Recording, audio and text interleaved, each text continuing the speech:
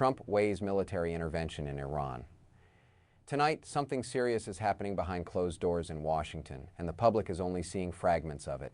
According to multiple U.S. officials, President Donald Trump is actively weighing potential military intervention in Iran, not as a hypothetical, not as a warning for the future, but as a real set of options that have already been placed in front of him. This is not a declaration of war, but it is also not routine rhetoric. What makes this moment different is not the language being used publicly, but the quiet shift happening privately. Briefings have taken place, scenarios have been discussed, and the trigger for those discussions is not geopolitics alone. It is bloodshed inside Iran, deadly protests, civilian deaths, arrests, escalating force used against demonstrators. When U.S. officials begin framing internal violence as a national security concern, it signals a major change in posture. The United States has historically been cautious about intervening directly in response to domestic unrest inside sovereign nations. That restraint appears to be under review. Sources say Trump was briefed on multiple paths forward. Some involve direct military force, others stop short of it. That detail matters because it tells us this is not an emotional reaction. This is strategic planning. And in Washington, planning only reaches this level when officials believe the situation could deteriorate rapidly. What we are seeing now is the early phase of pressure, not pressure meant for the public, but pressure designed to be felt by Iran's leadership, by U.S. allies, and by adversaries watching how far this might go. The leak itself is part of the signal. In national security, information does not escape by accident at moments like this. When officials confirm that military options are being discussed, they are often trying to change behavior without firing a shot. The message is simple but heavy. Escalation will not be ignored. At the same time, this moment carries risk. Iran has a long history of responding asymmetrically, not through direct confrontation, but through proxies, regional partners, and calculated provocations that stay just below the threshold of open war. The United States, meanwhile, is trying to deter further violence without triggering a wider conflict that could engulf the region. That balance is fragile. One miscalculation, one misunderstood signal, and the situation can move faster than anyone intends. It is important to understand what military options actually mean in this context. The phrase does not automatically translate into invasion or sustained war. It can include limited strikes, cyber operations, intelligence exposure, or force repositioning designed to demonstrate capability rather than initiate combat. The fact that non-military alternatives were also discussed suggests hesitation, not weakness, but caution. This is a president known for unpredictability, now facing a situation that punishes impulsive decisions. That tension matters. Globally, even the discussion of intervention carries consequences. Markets respond. Energy prices fluctuate. Allies reassess their own positions. Diplomats begin preparing for scenarios they hope will never materialize. And perhaps most importantly, civilians inside Iran are watching closely, even if they never hear the details of these deliberations. History shows that moments like this rarely announce themselves clearly. They arrive quietly, through briefings and leaks and carefully chosen words. Only later do they reveal whether they were turning points or warnings that succeeded. Right now, the United States is signaling that it is watching, calculating, and preparing. What it has not yet decided is whether warning alone will be enough. In the next phase of this story, the critical question will not be whether Trump wants confrontation, but what conditions would force Washington to act, and whether Iran believes those conditions are real. Because once both sides begin testing each other's resolve, control becomes harder to maintain. And that is when history tends to move faster than leaders expect. As the situation unfolds, attention inside Washington is no longer focused on whether the United States can act, but on how far it is willing to go, and what kind of response would actually change behavior without igniting a regional fire. This is where the conversation becomes more complex. Military intervention is rarely a single decision. It is a spectrum of actions, each carrying different risks, timelines, and consequences. And what officials are weighing right now suggests this is not about dramatic force, but about leverage. The United States has learned, often the hard way, that large-scale intervention in the Middle East creates outcomes that are difficult to control. That memory shapes every briefing taking place now. Instead, the focus appears to be on calibrated pressure. Options under discussion reportedly range from limited strikes aimed at specific capabilities to actions that never involve visible force at all. Cyber pressure, intelligence exposure, sanctions escalation, and regional force repositioning all fall into this category. These are tools designed to influence decisions, not dominate territory. What matters is timing. The administration understands that acting too early could unify Iran's leadership internally and weaken reformist pressure from within. Acting too late, however, could allow violence against civilians to escalate without consequence, undermining U.S. credibility not just in Iran, but globally.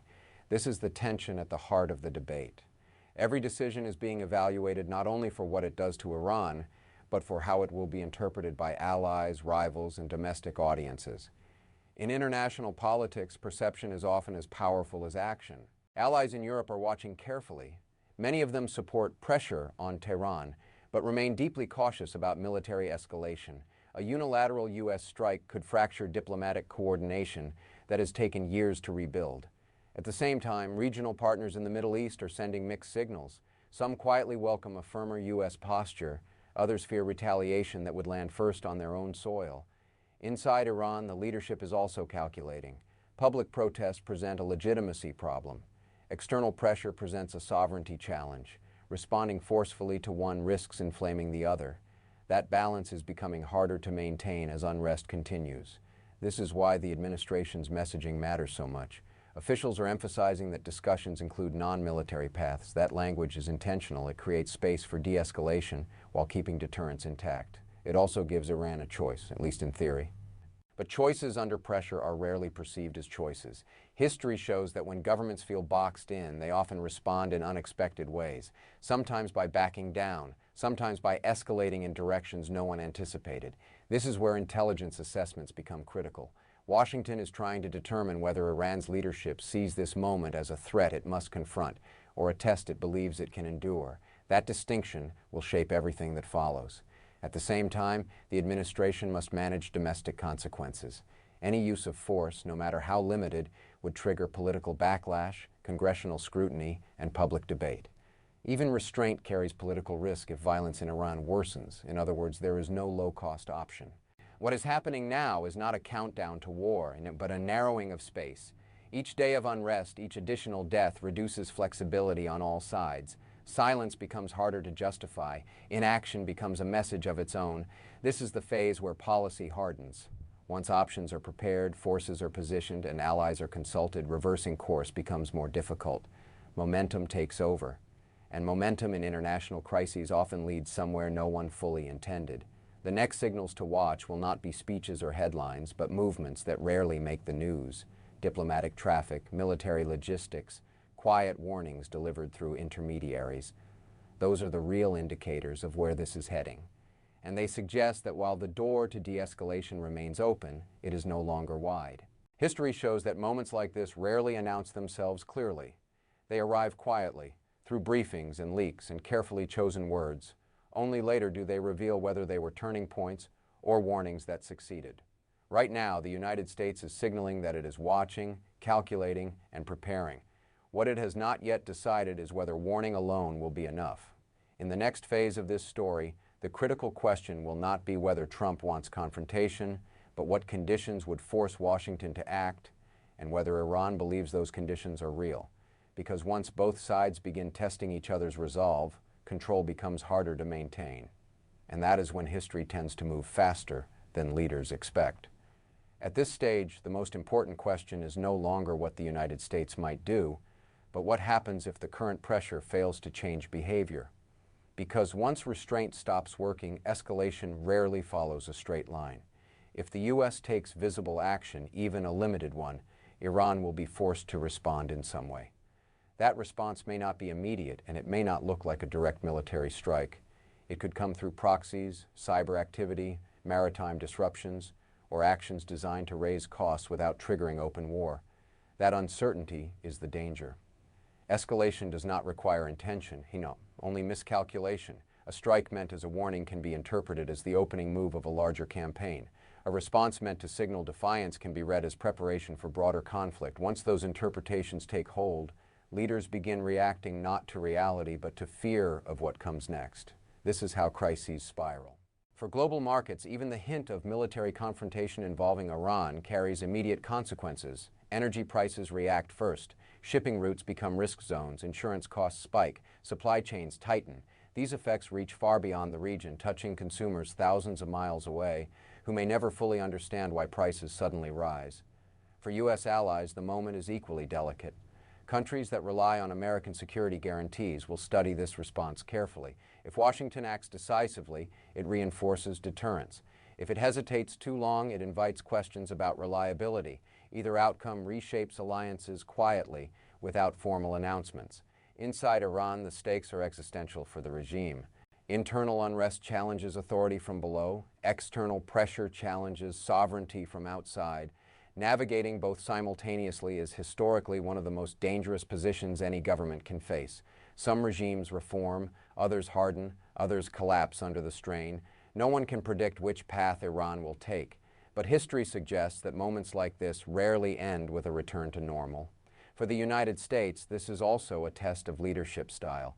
It is a test of whether power can still be exercised with restraint, whether deterrence can function without spectacle, and whether credibility can be maintained without war. These are questions Washington has wrestled with for decades, often without clear answers. What makes this moment different is timing.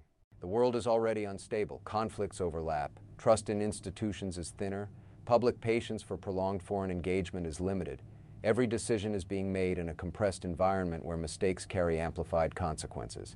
This is why officials are speaking cautiously, and why leaks emphasize that no final decision has been made.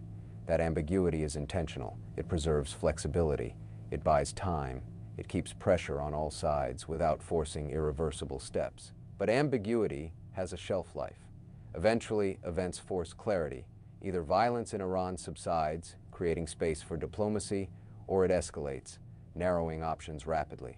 At that point, restraint may no longer be seen as moral leadership, but as weakness, fair or not. This is the paradox of power. Sometimes the most responsible choice appears passive. Sometimes the most dangerous choice appears decisive. Leaders must decide which risk they are willing to own. Right now, the United States is standing at that threshold, not rushing forward but not stepping back. What happens next will depend less on speeches and more on actions taken in silence.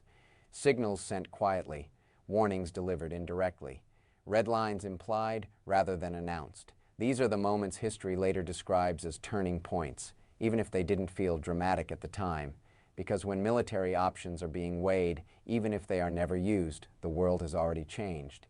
And once that line is crossed, even in discussion, there is no full return to the way things were before. History shows that moments like this rarely announce themselves clearly.